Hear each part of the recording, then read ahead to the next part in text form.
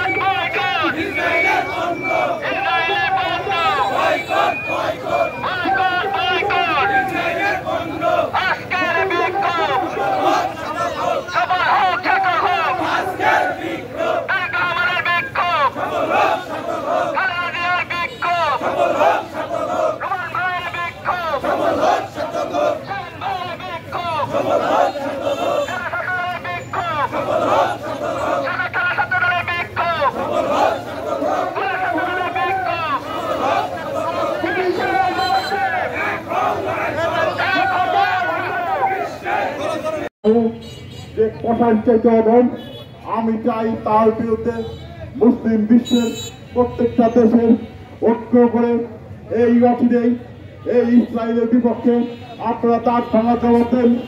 এই ইহুদি আজকে সবাই হিটলার কেন ইহুদি নিধন করেছিল আজকে তা আমরা হারে হারে বুঝতে পেরেছি। আজকে আমরা যে সমস্ত ইমাম আকীদার টানে মুসলিম জনতা ঐক্যবদ্ধ হয়েছে বাংলাদেশের আসন ওই নেতানিয়াহু এর মনোযোগকে আমি সরকারকে বলছি, তোমরা দেখে যাও বাংলাদেশের মানুষ অগ্নিশিখার মতো স্ফুলিঙ্গ জ্বলন্ত তাপের মতো জ্বলে উঠেছে। এর সামনে দাঁড়িয়েও না, এর সামনে তোমাদের পারমাণবিক ট্যাঙ্ক গোলা কামান কিচ্ছু হবে না। এই বাংলাদেশের ইসলামপ্রিয় জনগণ যেভাবে ফুসে উঠেছে তোমাদের ওই পারমাণবিক বোমা এই মুসলিম ইমান আকীদার কাছে ধ্বংস হয়ে যাবে।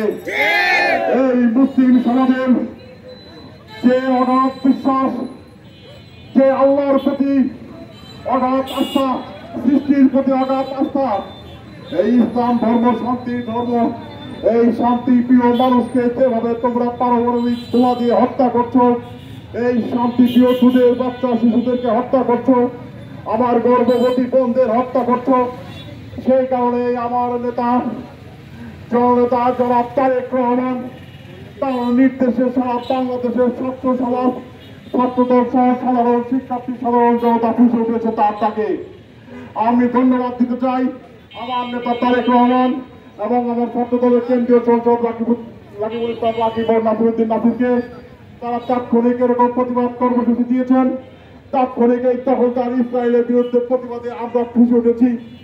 আরেকটা জিনিস মনে রাখবেন, এই প্রতিবাদ করতে গিয়ে ওই সমস্ত প্রতিবাদের ভাষা কোনো ভাঙচুর লুটতরাজ, ভায়োলেন্স ছাত্রদল পছন্দ করে না। কেউ যদি এরকম কোনো কর্মকাণ্ডের সাথে জড়িত হন, আমরা সাংগঠনিক ব্যবস্থা নেব। কেউ কোনো গতকাল দেখেছেন প্রতিবাদের নামে লুটতরাজ, ওই টাটা কোম্পানিতে আমরা ভাঙচুর, চুরি, আমরা ধিক্কার জানাই। এই সমস্ত প্রতিবাদের কথা তৈরি জনতার নাম ব্যবহার করে এক শ্রেণীর লোক আমরা তাদের ধরে পুলিশের চোখে করতে বলেছিলাম। এই টাটা কোম্পানি বলেন, কেএফসি বলেন, যাই বলেন, এরা তো আমাদের দেশেরই সম্পদ। আপনাদের কারো অধিকার নেই আইন আপনি তুলে নেবার, আপনাদের কারো অধিকার নেই এই সব প্রতিষ্ঠানে লুটতরাজ ভাঙচুর চালাবার। তাই ভুলেও আপনারা এই সব প্রতিষ্ঠানে কেউ হাত দেওয়ার চেষ্টা করবেন না। তাহলে আমরা ছাত্রদল সবাইকে নিয়ে প্রতিহত করবো, প্রতিহত করবো না, পরে পুলিশের চোখে করবো কোন রকম আইন অমান্যকারী ভাঙচুরির সাথে লিপ্ত হলে। তারপরে আপনারা